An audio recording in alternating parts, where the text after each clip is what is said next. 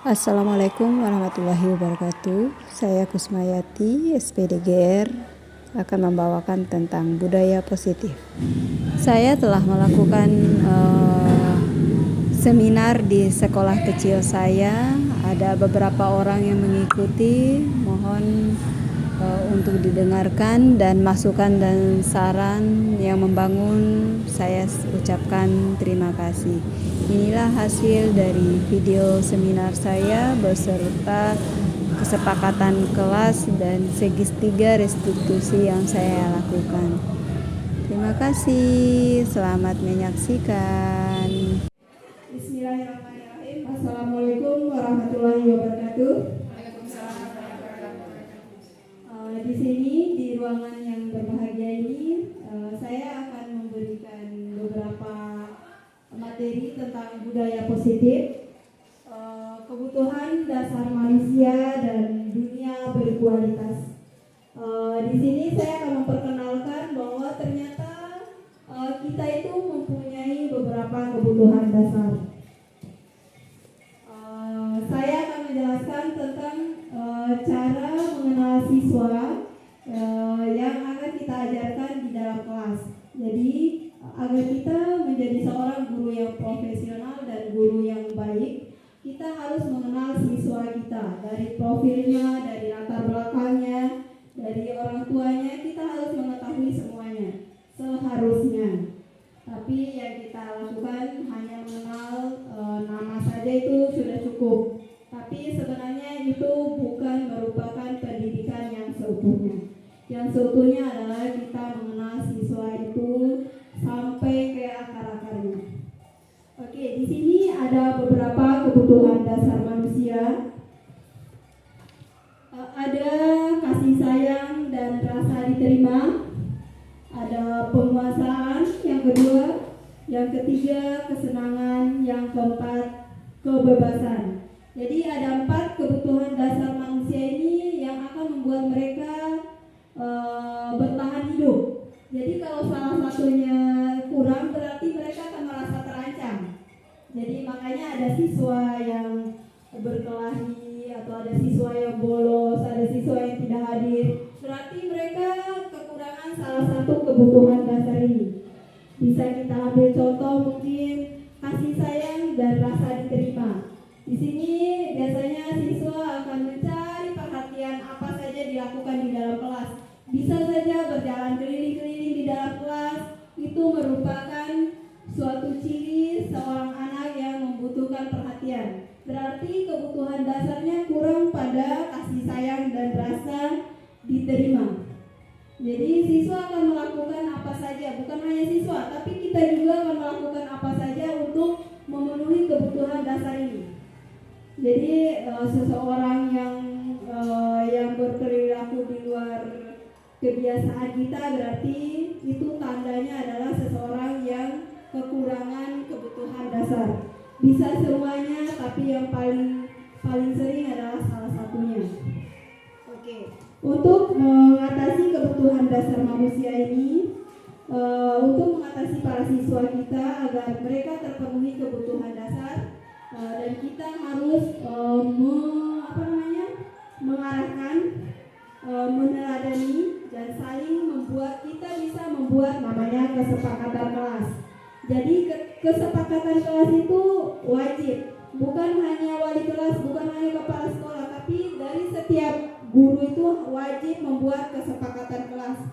Jadi kesepakatan kelas itu adalah sesuatu yang harus kita lakukan bersama, bukan hanya siswa saja. Sesuatu yang harus kita lakukan bersama dan harus kita sepakati bersama. Misalnya bahasanya seperti ini. Saya dan murid, kami guru dan murid harus saling sayang menyayangi. Itu merupakan suatu kesepakatan. Jadi secara tidak langsung budaya positif akan tertanam di situ. Jadi buatlah kesepakatan, maka itu akan menjadi kebiasaan dan akan menjadi budaya positif nantinya. Misalnya contohnya lagi, kesepakatan yang selanjutnya. Biasanya kita membuat kesepakatan atau peraturan buat tidak tidak boleh buang sampah sembarangan. Itu sudah bagus, tapi perbaiki bahasa kesepakatannya. Tidak boleh buang sampah sembarangan, berarti itu adalah larangan. Dan larangan adalah sesuatu yang harus dilanggar. Itu menurut siswa dan menurut kita juga mungkin sebagian. Jadi kesepakatan ini kita perbaiki bahasanya menjadi buanglah sampah pada tempatnya. Jadi itu bukan merupakan larangan ya, tapi akan menjadi suatu kesepakatan, ada sampah kita buang pada tempatnya. Seperti itu. Jadi buatlah kesepakatan-kesepakatan yang menarik untuk membangun jiwa-jiwa positif anak kita di dalam kelas. Bisa berupa kalau biasanya siswa kita yang sering bolak-balik atau lari-lari dalam kelas, bisa kita buat kesepakatan selama pembelajaran tidak boleh ada yang keluar masuk di dalam kelas. Kalau ada yang keluar masuk di dalam kelas itu melanggar kesepakatan kita. Oke, itu untuk kesepakatan. Dan ini saya akan ada beberapa pertanyaan tentang posisi kita sebagai guru di dalam sekolah ini.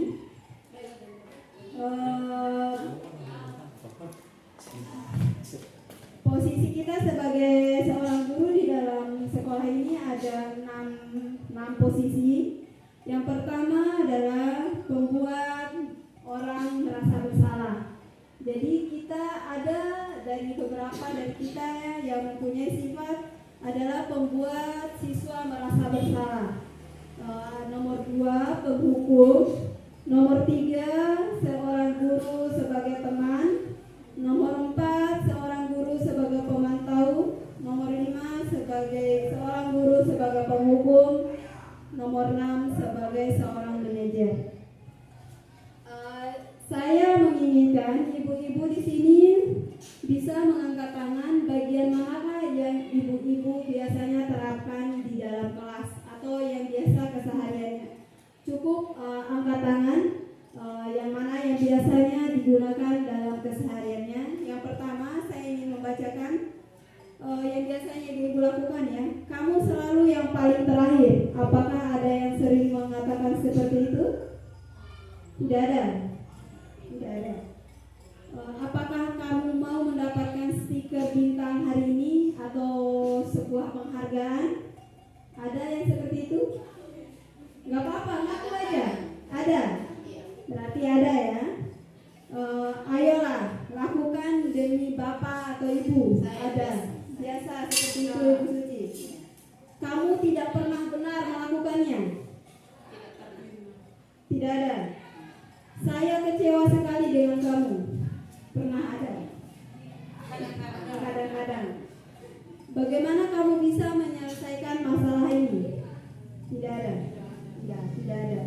Itu adalah sifat-sifat kontrol yang ada pada guru. Dan di sini di sekolah ini setelah saya bertanya, yang sering dipakai adalah sebagai seorang guru pemantau. Jadi pemantau di sini adalah apakah kamu mendapatkan stiker bintang hari ini atau memberikan penghargaan. Itu ada pandangan negatifnya. Jadi siswa itu hanya melakukan kalau ada penghargaan. Kalau tidak ada penghargaan, siswa tidak akan melakukan itu. Jadi itu adalah sebagai seorang guru pemantau yang sering kita lakukan. Ayolah lakukan demi bapak, ibu atau bapak. Itu adalah siswa seorang guru yang menganggap dirinya teman dengan siswanya.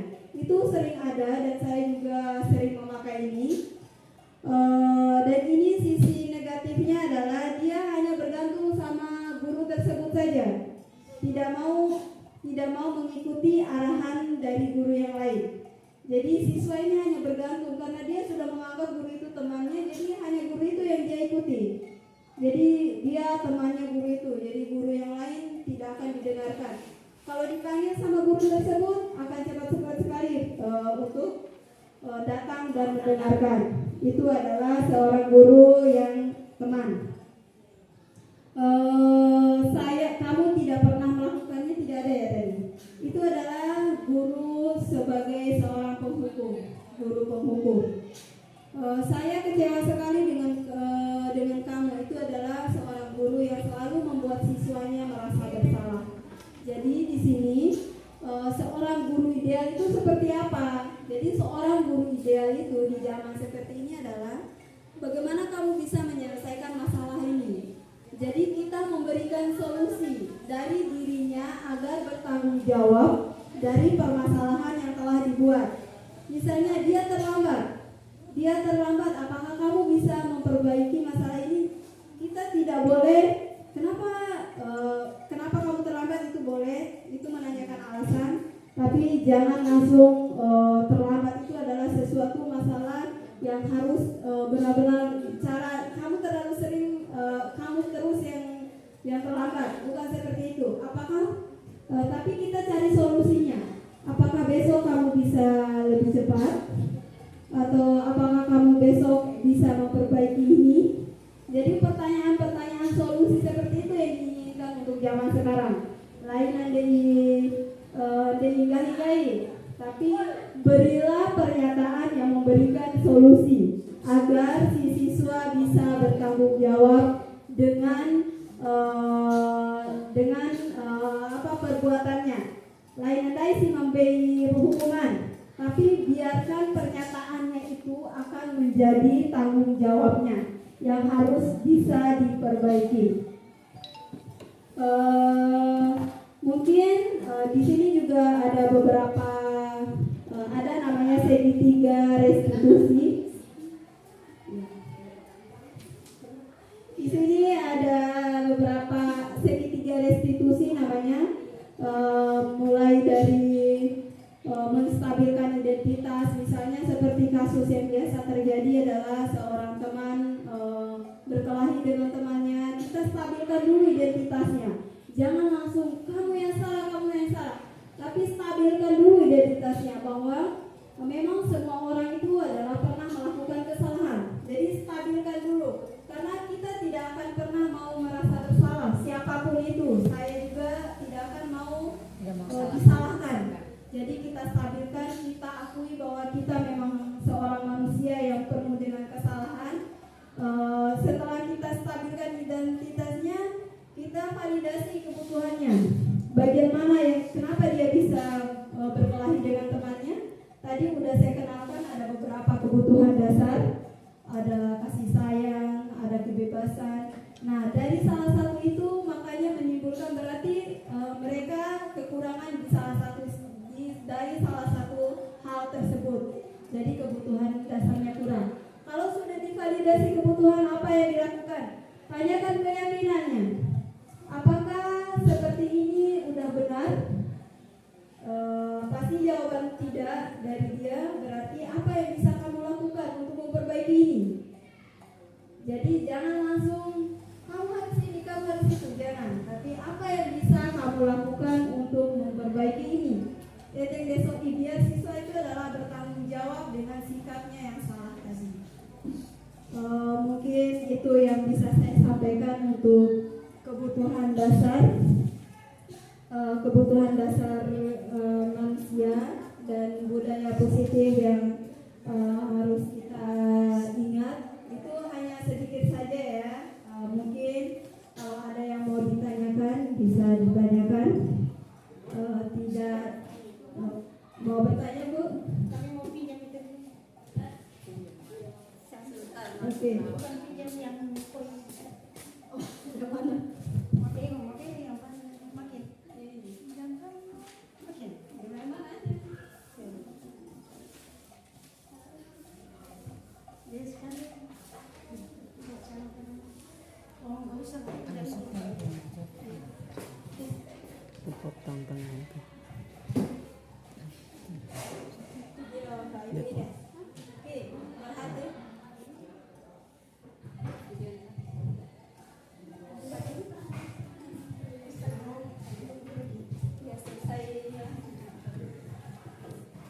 Assalamualaikum warahmatullahi wabarakatuh.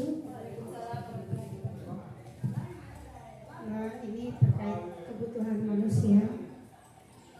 Dalam hal ini mungkin konteksnya siswa ya. Yang saya mau tanyakan itu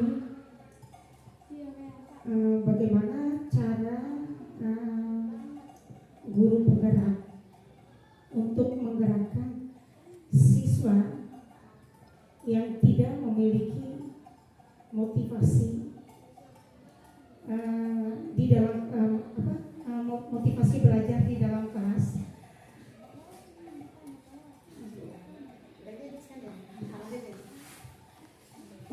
Jadi motivasi apa yang dilakukan oleh guru penggerak, mungkin ada motivasi apa yang dilakukan oleh guru penggerak untuk menggerakkan siswa yang tidak memiliki minat terhadap pelajaran. Sekian nanti.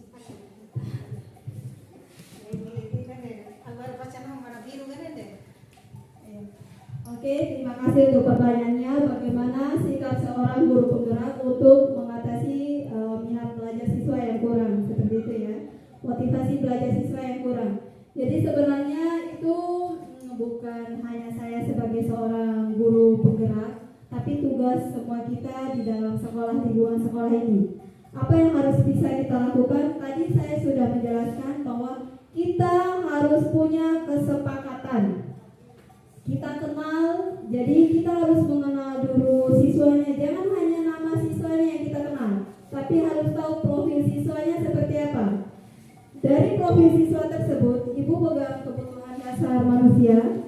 Nah, kita mengetahui bahwa dari profil siswa tersebut, kita mengetahui dari mana kurangnya. Kenapa bisa kurang motivasi belajar? Pasti ada dari kebutuhan dasar ini yang kurang. Mungkin dia kurang kebutuhan dasarnya, kurang kebebasan. Bisa jadi kurang kebebasan, jadi dia tidak. Jadi di sekolah ini dia hanya mau bebas. Kalau di rumahnya mungkin dia terkekang. Jadi di sekolah ini dia ingin bebas mengekspresikan dirinya. Jadi dia tidak ada motivasi sama sekali untuk belajar. Jadi bisa diidentifikasi kekurangan dari kebutuhan dasar ini. Maka inilah solusinya. Bisa Ibu panggil setelah Ibu membuat kesepakatan kelas. Tadi saya sudah jelaskan. Ibu buat dulu kesepakatan kelas di dalam kelas. Siswa harus rajin, siswa dan guru hadir setiap hari di kelas atau di sekolah. Itu merupakan kesepakatan kelas.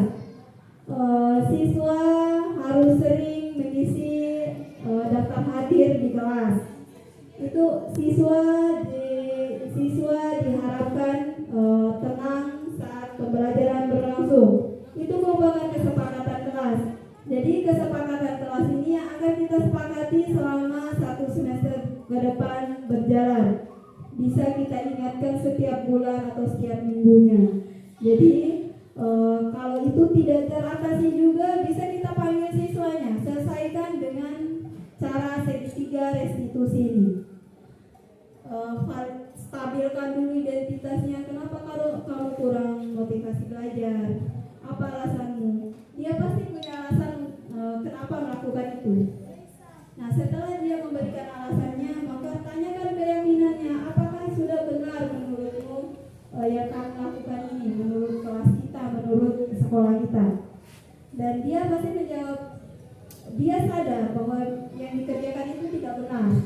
Nah, baru kita validasi kebutuhannya dan berikan kata-kata yang manis dan romantis. Oke, seperti itu Ibu. Oke, mungkin sekian. Ada saya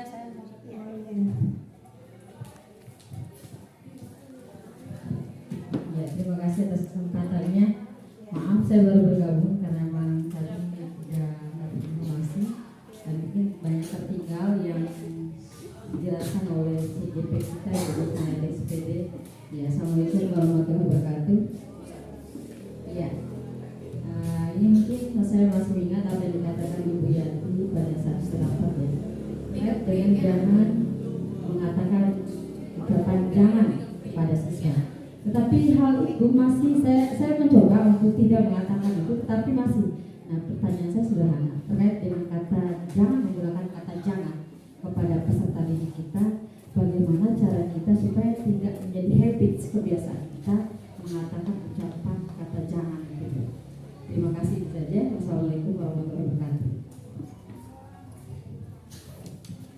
Oke, tadi juga sudah saya jelaskan mengenai kata jangan dan tidak itu dihindari kepada anak-anak, karena jangan dan tidak itu adalah merupakan tantangan yang harus dilanggar oleh siswa.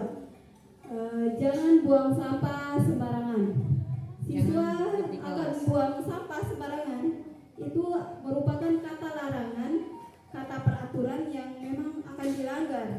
Jadi katanya bisa kita rubah dengan buanglah sampah pada tempatnya. Tidak boleh merokok di dalam ruangan. Itu kata yang harus dilanggar juga. Maka merokoklah di luar ruangan. Mungkin ibu punya keinginan yang satu kalimat aja yang harus kita ubah. Mungkin jangan untuk apa? Bisa detail? Biasanya kebiasaan siswa itu yang selalu ya ketika kita menjelaskan, mungkin bukan saya saja. Kalau kata yang bagus menurut CGP, menurut Ibu Yati, kita kan sering jangan ribut ketika ibu menjelaskan misalnya. Nah kira-kira selain tenang atau apa, ada yang wah gitu ya anak-anak itu. Oke, sangat luar biasa sekali pertanyaannya. Terima kasih Bu. Saya sudah terapkan ini di kelas dan itu sudah sangat efektif. Jadi sebelum saya melakukan pembelajaran, saya buat kesepakatan dengan anak-anak di dalam kelas. Saat jam pelajaran ibu harap tenang. Harap tenang di saat pembelajaran sedang berlangsung. Kalau ada yang ingin bertanya silakan angkat tangan. Jadi itu kita harapkan 100% itu berhasil, tapi mungkin itu keberhasilannya bisa mencapai 80%. Tidak seramai tadi. Yakin dan percayalah. Saya sudah coba dan saya sudah terapkan di. Berarti itu the first ya. Berarti pertama kita ngajar, kita usahakan berkata, maksudnya kesepakatan dengan siswa kita. Maksudnya jadi membuat kesepakatan dulu. Yang biasanya kan kita selalu bilang jangan ribut waktu ngajar. Berarti sebelum memulai itu berarti kita rubah, kita kesepakatan jadi tenang ya selama proses pembelajaran berlangsung. Betul sekali Bu. Sudah saya terapkan di 3 kelas yang saya ajar. Biasanya siswa sering keluar masuk pipis, baru keluar lagi yang lain sampai habis kelas itu yang keluar. Kita katakan apa itu? Saya sudah katakan harap selama jam pembelajaran ibu tidak boleh keluar masuk. Kita tidak boleh itu. Katanya jangan itu bagaimana? Berarti oke, kita rubah ya. Ada kata-kata tidak dan jangan. Itu kan suatu tantangan. Suatu tantangan. Lawan gitu ya. Tapi kalau tidak ada penerapan, tercetus juga kata tidak. Nah, itu maksudnya yang saya tanyakan tadi Bu Sucia kepada Ibu Yati. Kan kita sangat sulit ya, maksudnya tidak mengatakan kata jangan dan tidak. Nah, bagaimana cara kita supaya tidak menjadi kebiasaan itu atau kita hilangkan itu? Di sini bukan itu adalah konteks katanya harap tidak boleh keluar masuk kan, tidak keluar masuk. Biasanya anak siswa itu kan yang keluar pipis, 1-2 orang pipis. Maka saya buatlah kesepakatan yang saya buat dalam kelas itu. Selama jam pembelajaran ibu harap tidak keluar masuk. Saya memakai harap tidak keluar masuk ruangan karena memang itu tidak ada penggantinya. Tapi kan di sana ada kata harap, anjuran. Bisa mungkin dengan selama pembelajaran kimia sedang berlangsung diharapkan semua di dalam kelas. Bisa itu boleh. Saya sangat berterima kasih ya. Itu merupakan kata tantang itu. Tidak ada. Ungkapan positif ya. Ungkapan positif. Jadi kesepakatan kelas jadinya tidak terlalu panjang. Simple tetapi tapi kita perlu penjelasan setelahnya. Ada kesepakatan dan kita harus menjelaskan. Jadi saya buat kesepakatan misalnya. Kesepakatan itu berarti tujuannya apa? Berarti harus menjelaskan kepada siswa kita. Misalnya tadi yang keluar masuk pipis.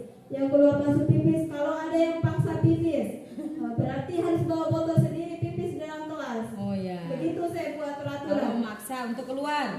Dan itu karena saya sering menghadapi MIPA 1, MIPA 2 itu sangat efektif. Tidak ada yang keluar masuk di dalam selama Atau disuruh beli pempas gitu. MIPA itu memang segi positifnya kita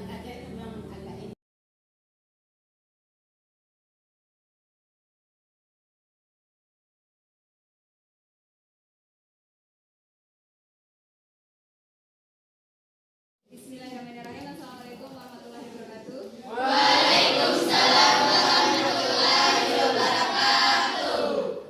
Bagaimana kabar semester ini?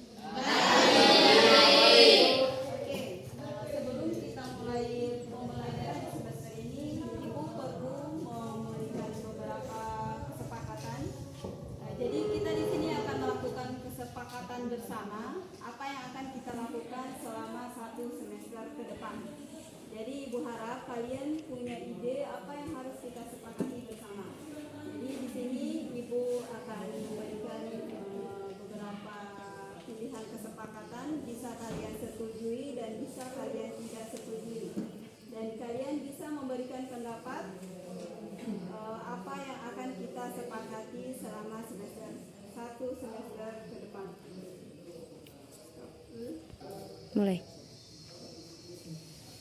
Oke, kesepakatan kelas. Sini Ibu akan menawarkan satu kesepakatan kelas. Apakah kalian bisa menerima? Di sini saya dan kalian sebagai siswa akan saling sayang menyayangi selama 1 semester. Apakah kalian sepakat? Oke, sepakat ya. Jadi contoh sayang menyayangi itu seperti apa? Kalian harus saling sayang menyayangi. Jadi kalian akan ingat bahwa di saat kalian misalnya kalian kehilangan pulpen atau buku, ada dasar sayang menyayangi, berarti kalian tidak harus mengambilnya tanpa izin, tapi kalian harus izin dahulu atau pinjam terlebih dahulu. Itu adalah sayang menyayangi dan saling menghormati juga bisa ya. Ini untuk kesepakatan pertama. Kesepakatan kedua, kalian sebagai siswa harus semangat belajar. Semangat belajar di saat jam pelajaran apapun. Jadi mungkin itu kesepakatan dari Ibu. Dari kalian bisa memberikan kesepakatan apa yang harus kita lakukan. Saya Bu. Silakan. Berdiri aja tidak masalah. Kesepakatan apa Rangga? Assalamualaikum warahmatullahi wabarakatuh. Saya ingin memberi kesepakatan. Kami siswa ingin peduli terhadap teman kami yang lagi sakit. Oke, tepuk tangan untuk. Terima kasih Rangga. Ada lagi yang mau memberikan kesepakatan yang harus kita jalani selama 1 semester ke depan? Silakan Putri. Assalamualaikum warahmatullahi wabarakatuh.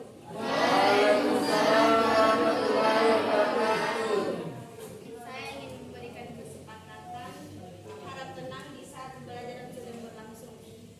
Oke, apakah bisa diterima? Bisa. Berarti terima kasih untuk Putri, tepuk tangan. Jadi harap tenang di saat pembelajaran sedang berlangsung. Silakan, ada lagi yang mau memberikan kesepakatan kelas yang akan kita sepakati bersama. Silakan Putri. Assalamualaikum warahmatullahi wabarakatuh. Saya ingin memberi kesepakatan. Berdoalah sebelum belajar dan sebelum pulang. Apakah kesepakatan ini kita setujui? Jadi, Setuju. Ya, sebelum pulang dan sebelum belajar dan sebelum pulang kita harus berdoa dulu. Ya. Assalamualaikum warahmatullahi wabarakatuh. Terima kasih untuk Yuli. Oke, ada lagi yang mau memberikan kesepakatan? Oke, silakan. Assalamualaikum warahmatullahi wabarakatuh. Adapun kesepakatan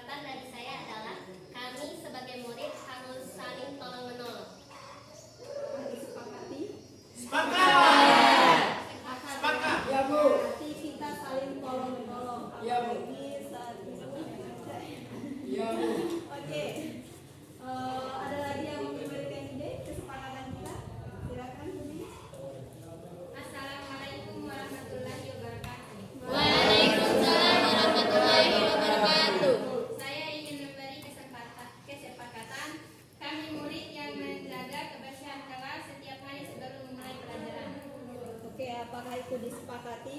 Sepakat. Jadi sebelum pembelajaran berlangsung, kita harus membersihkan lingkungan kelas. Berarti semua siswa bertanggung jawab untuk kebersihan lingkungan kelas ya? Oke, siap. Beri tepuk tangan untuk sendiri. Ada lagi yang ingin memberikan kesepakatan? Tidak ada? Tidak. Cukup.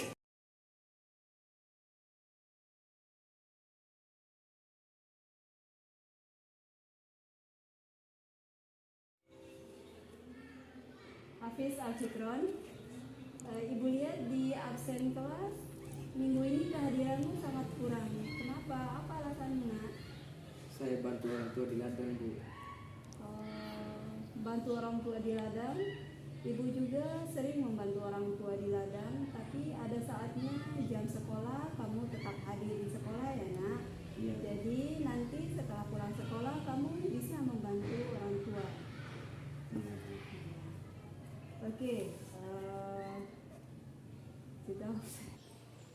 Kevin, apa yang penting bagi kamu? Apakah kamu harus sekolah atau ikut berladang dengan orang tua? Sekolah, Bu. Tapi saya juga harus membantu orang tua di rumah. Oke, kamu boleh tetap berusaha menjaga sikap itu, tapi tambahkan sikap yang lain yang baru. Itu hal yang ibu sangat sukai. Kamu bisa membantu orang tua ya, tapi di saat sekarang kamu adalah seorang anak sekolah, jadi kamu harus sekolah dulu. Nanti pulang sekolah bisa membantu orang tua. Bisa, Kevin? Iya, Ibu. 3. Apakah kamu bisa melakukan dengan lebih baik untuk besoknya? Lebih rajin ke sekolah, Kevin? Bisa, Bu. Saya lebih mengutamakan itu. Saya akan datang ke sekolah paginya dan pulangnya. Setelah pulang sekolah, saya akan membantu orang tua di rumah. Apa nilai yang kita percaya di kelas? Iya, Bu. Setiap hari kita harus hadir. Kelas yang ideal itu seperti apa sih? Kelas yang ideal itu seperti apa sih menurutmu, Kevin? Siswa yang rajin terhadap tata tertib di sekolah. Kamu ingin jadi anak seperti apa di sekolah ini, Kevin? Saya ingin menjadi siswa teladan. Oke, kamu ingin menjadi seorang siswa yang teladan, tapi di absensi minggu ini kamu sangat kurang sekali kehadirannya. Ibu harap kamu sudah paham tentang keyakinan kelas, kesepakatan kelas, dan keyakinan dirimu sebagai seorang siswa yang ingin menjadi seorang yang lebih baik, yang lebih teladan. Apakah bisa kamu melakukan mulai besok? Iya, Bu, saya bisa melakukan ini dengan baik. Kamu berjanji dengan dirimu sendiri, Kevin? Iya, Bu, saya berjanji dengan diri sendiri.